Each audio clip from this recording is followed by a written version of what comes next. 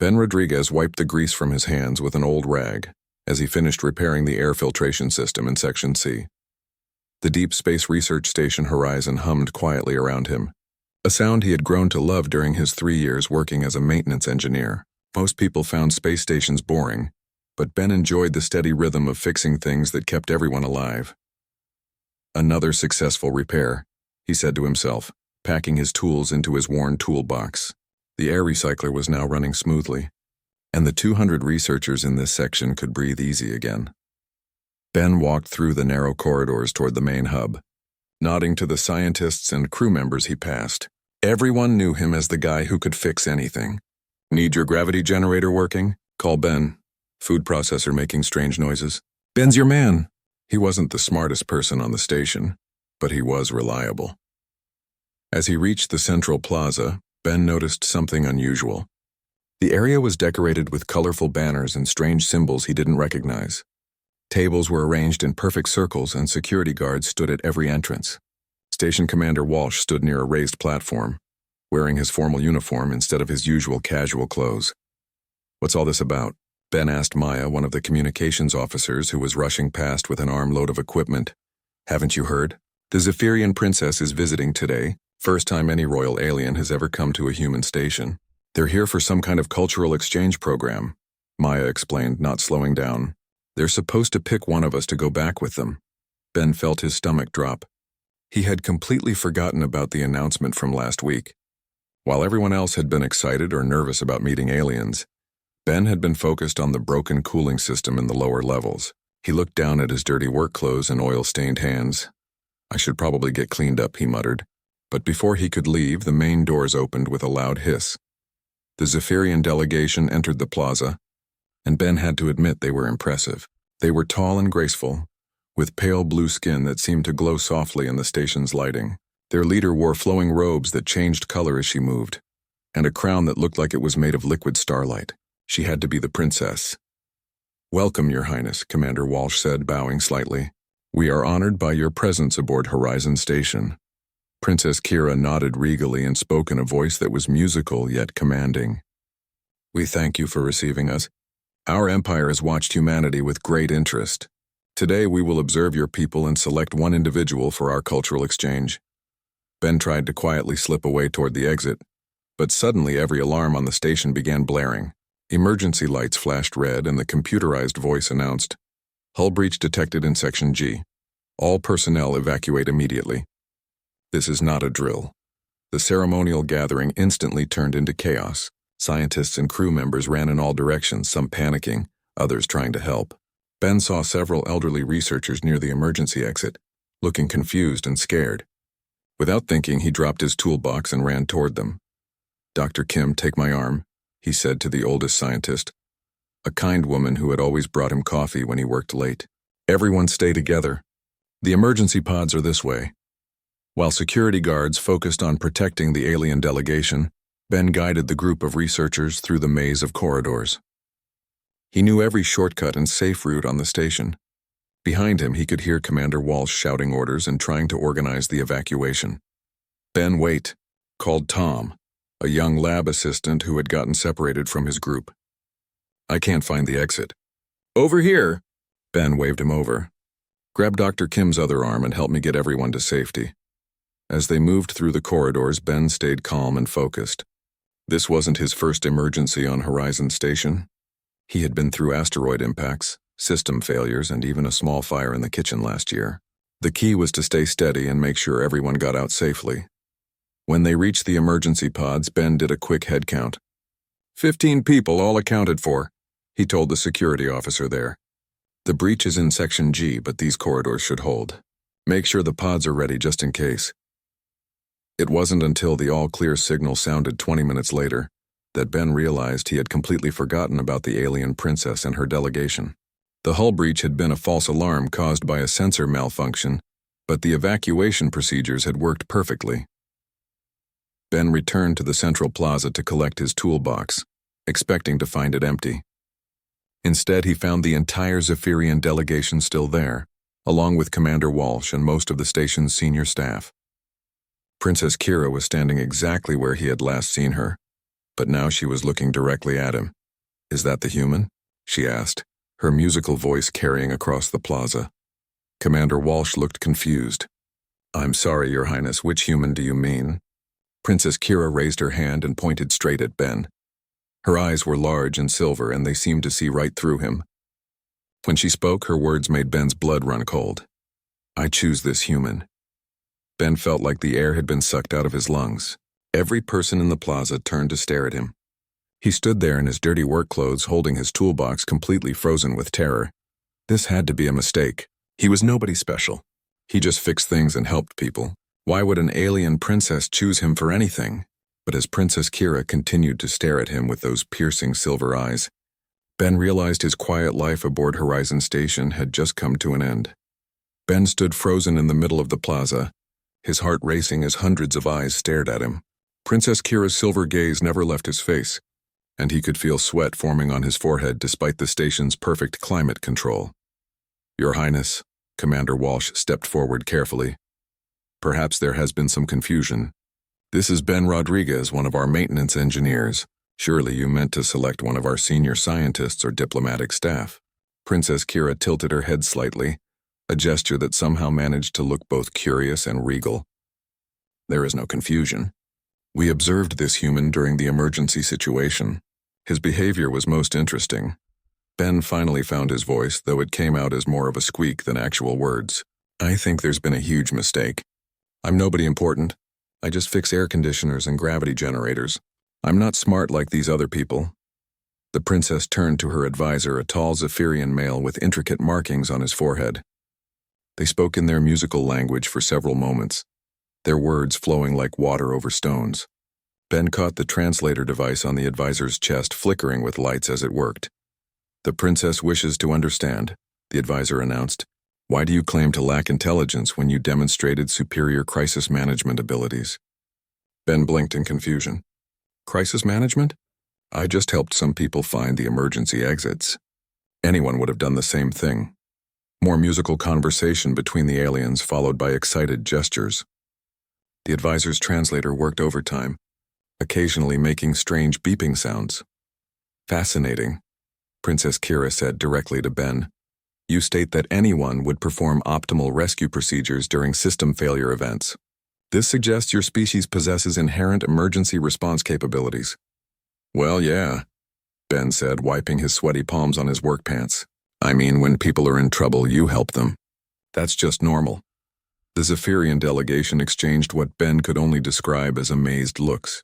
Princess Kira stepped closer to him, and Ben noticed that her robes shimmered with colors that shifted based on her movements. "Please explain your methodology for determining the most efficient evacuation route," she requested. Ben felt like he was in some kind of strange dream. "Methodology? I just know the station layout. When there's an emergency, you take people to the nearest safe area using the clearest path. You make sure nobody gets left behind." "And how did you acquire this knowledge of optimal pathfinding?" the advisor asked, his translator making more interested beeping sounds. "I work here," Ben said slowly, wondering if these advanced aliens were having trouble with basic concepts. "I've been walking these corridors for 3 years. I know where everything is because it's my job to fix stuff in every section." Princess Kira turned to Commander Walsh. "This human has conducted comprehensive reconnaissance of your facility's infrastructure for strategic purposes." Commander Walsh looked as confused as Ben felt. "Well, no, Your Highness. Ben just does maintenance work throughout the station. He needs to know the layout to do repairs." "Repairs?" Princess Kira repeated the word like it held special meaning. "You modify damaged systems to restore functionality?" "That's what maintenance means," Ben said, starting to feel a little frustrated. "Something breaks, I figure out why it broke, then I fix it. It's not complicated." The princess and her advisor had another rapid conversation in their musical language. Ben noticed that several other Zephyrians had joined them, all listening intently to the translation. "Remarkable," Princess Kira said finally. "You approach system failures with analytical problem-solving techniques. When you encounter a malfunction, you investigate root causes before implementing solutions?" Ben nodded slowly. "Sure. You can't fix something if you don't know what's wrong with it. Usually I ask questions first. Why did this break? When did it start acting weird? Has anyone tried to fix it before? That kind of stuff. The aliens were practically buzzing with excitement now. Their translators were working so hard that Ben could hear the electronic humming from several feet away. You employ interrogative data-gathering protocols, the advisor announced with what sounded like awe. You question existing assumptions and investigate alternative hypotheses. I just ask questions, Ben protested. How else are you supposed to understand anything? Princess Kira's silver eyes widened. On our world, questioning established procedures is considered inappropriate for individuals of lower status.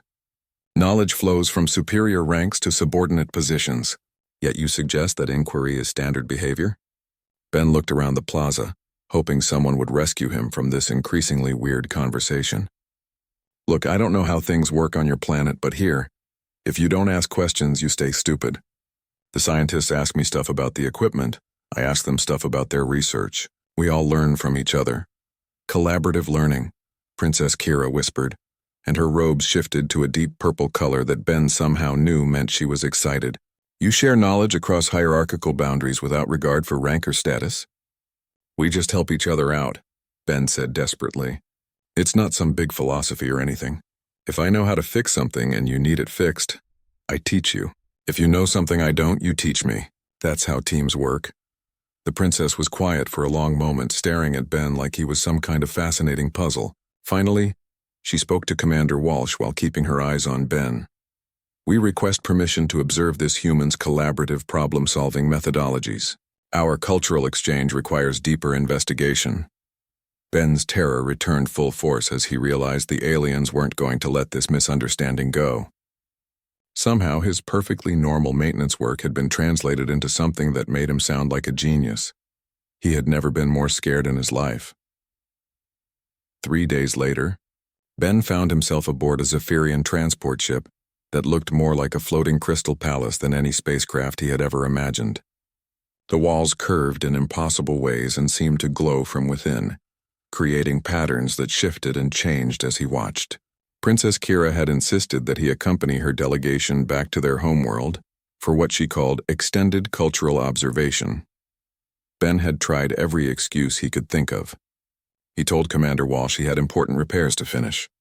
He explained to Princess Kira that he wasn't qualified for diplomatic missions.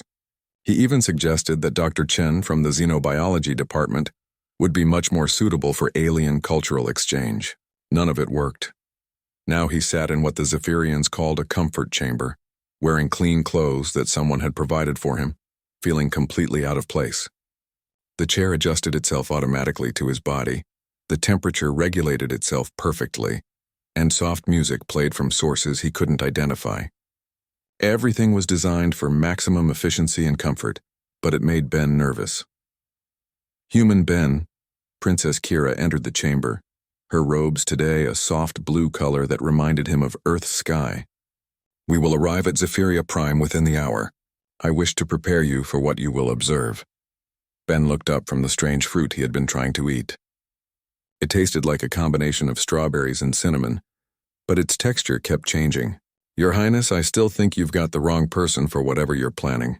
Please call me Kira, she said, settling into a chair across from him. And I assure you our selection was deliberate. Tell me, when you repair systems on your station, do you work alone? Sometimes, Ben said carefully, but usually I get help from other departments. If it's a computer problem, I talk to the tech specialists. If it affects life support, I coordinate with the medical team. Why? Kira's silver eyes studied his face intently. And if someone of higher rank told you to solve a problem using only approved methods, what would you do? Ben shrugged. I'd probably ask why those methods are the only approved ones. Maybe there's a good reason, maybe there isn't. But if the approved methods don't work, I'd try something else. You can't fix problems by following broken rules. Fascinating, Kira murmured, and her robes shifted to that excited purple color again.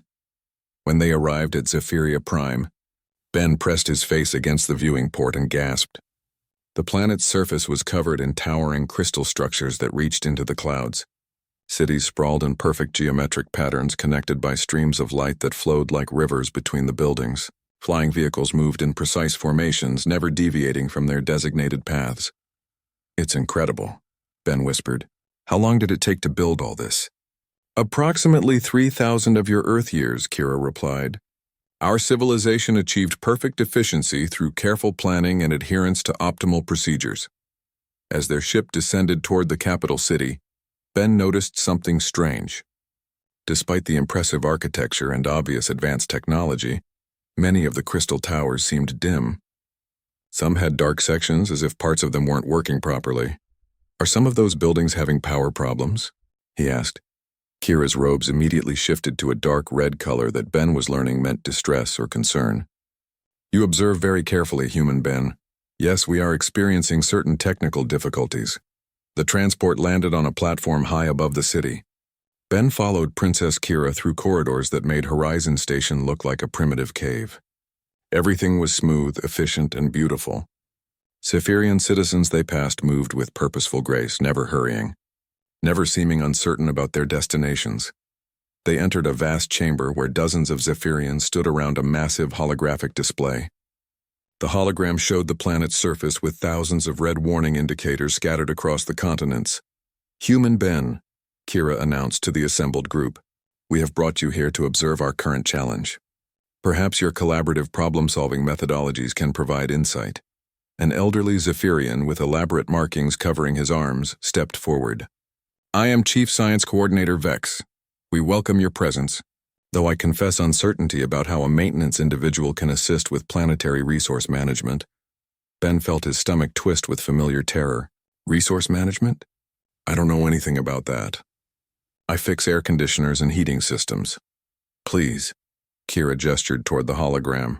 Simply observe and apply your usual questioning techniques. Ben approached the display hesitantly. The red indicators seemed to represent failing systems across the planet.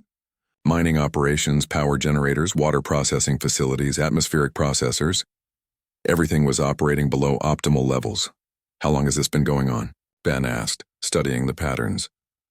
The efficiency degradation began approximately 50 years ago, Coordinator Vex replied.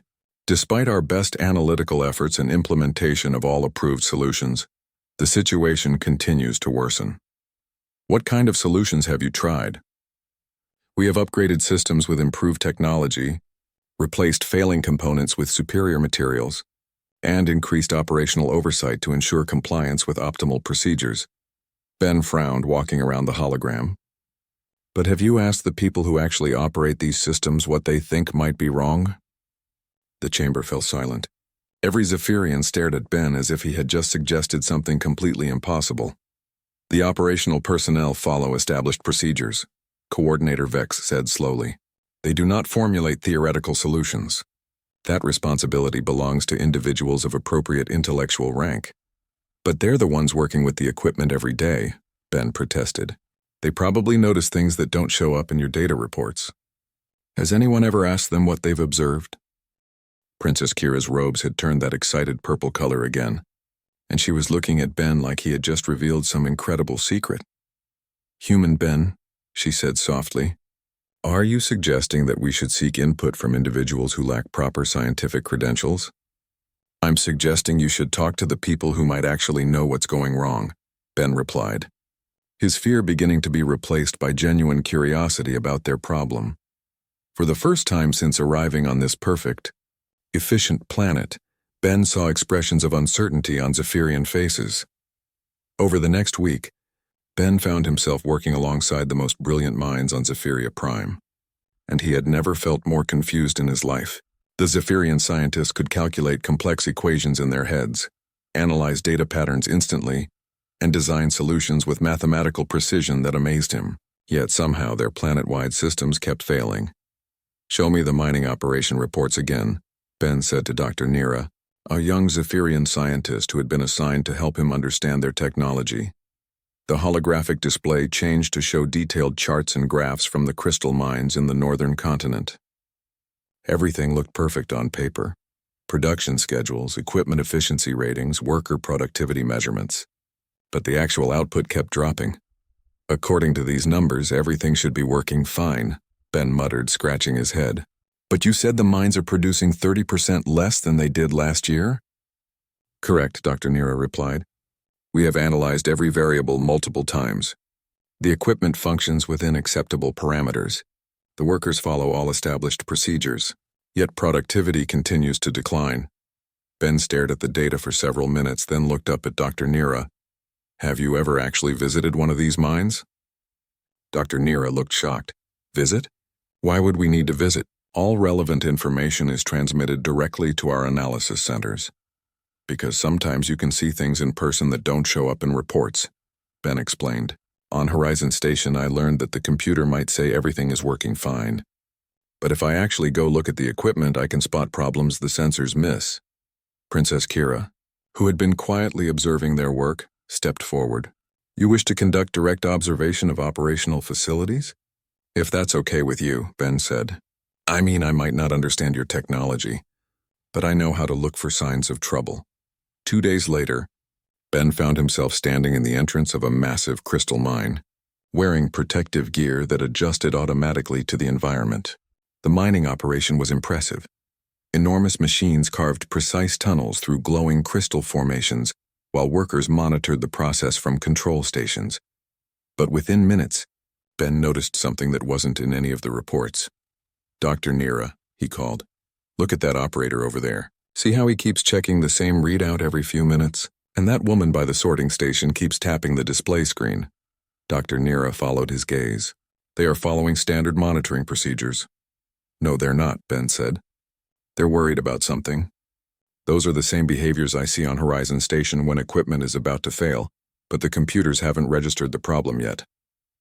Ben walked over to the nervous operator, a middle-aged Zephyrian with silver markings on his hands. Excuse me, I'm Ben. I'm visiting from another planet. Can you tell me about this equipment? The operator looked surprised, then glanced nervously at Dr. Nira. I follow all approved procedures. Scientist Dr. Nira. My performance ratings are satisfactory. I'm not checking your performance, Ben said gently. I just want to understand how this machine works. Have you noticed anything unusual about it lately? The operator hesitated, looking back and forth between Ben and Dr. Nira. Finally, he spoke quietly. The resonance frequency has been shifting gradually over the past months. Not enough to trigger safety protocols, but enough to affect efficiency. I have observed this pattern, but it falls within acceptable variance parameters. Why didn't you report the frequency shifts? Dr. Nira asked. Because they remain within established tolerance levels, the operator replied. Reporting variations that meet standard parameters would be inappropriate. Ben felt something click in his mind. But you think those small changes are important, don't you?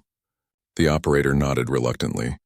In my experience, gradual shifts often indicate developing problems. But my observations are not considered valid without supporting data analysis from qualified scientists. Ben turned to Dr. Nira, excitement growing in his voice. That's it. That's the problem. Your people notice things, but they're not allowed to speak up unless the computers agree with them. How many little problems are being ignored because they don't meet the threshold for official attention? Over the following days, Ben convinced Princess Kira to let him interview workers throughout the planet. What he discovered amazed him. The Zephyrians had created such an efficient, logical system that they had accidentally eliminated something crucial, the ability to adapt and improvise. Your people are incredibly smart, Ben explained to Princess Kira as they reviewed his findings. But you've trained them to only trust approved solutions and official data. When they see problems developing, they wait for permission to address them instead of trying to fix them immediately. But unauthorized modifications could cause system instabilities.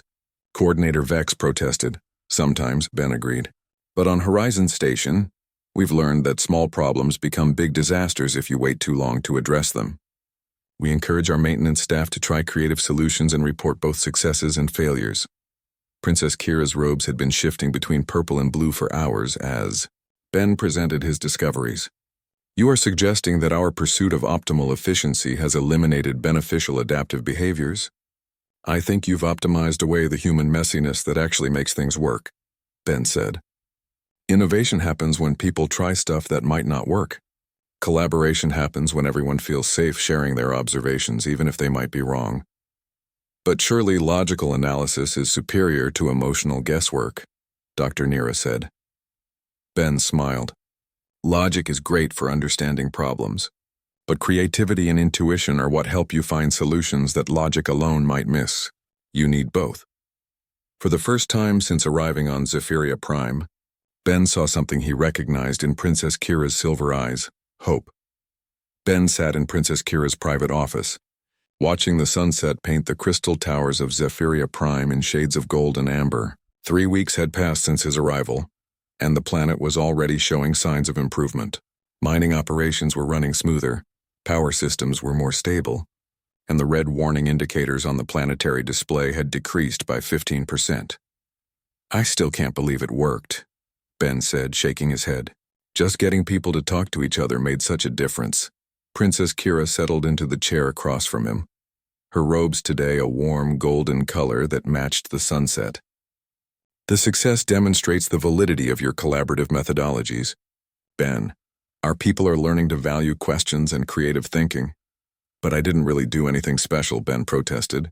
"I just asked people what they thought and listened to their answers." "Anyone could have done that?" "No," Kira said firmly, her silver eyes meeting his. "Not anyone could have done what you accomplished. That is precisely why you were selected." Ben frowned, confused. "Selected? You mean when you pointed at me during the emergency? That was just because I happened to be helping people evacuate." Kira's robes shifted to a soft blue color, and she leaned forward with an expression Ben had learned meant she was about to share something important. "Ben, may I tell you something that might surprise you?" "Sure, I guess." "I have been studying humanity for over 5 years. Your species fascinates our people because you possess capabilities that we have lost in our pursuit of perfect efficiency. When I came to Horizon Station, it was not a random diplomatic visit." Ben felt his stomach flutter with nervousness. "What do you mean?" "I came specifically to observe humans in crisis situations. We needed to understand how your people maintain adaptability and creative problem-solving under pressure. The emergency alarm that day was not a malfunction." Ben stared at her. "You caused that emergency?" "No," Kira said quickly. "But when it occurred, I observed carefully. While others panicked or followed predetermined evacuation procedures, you did something remarkable. You assessed the situation, made independent decisions, and prioritized the welfare of others over your own safety. Most importantly, you did it without seeking permission or following a manual." "I just helped people," Ben said weakly.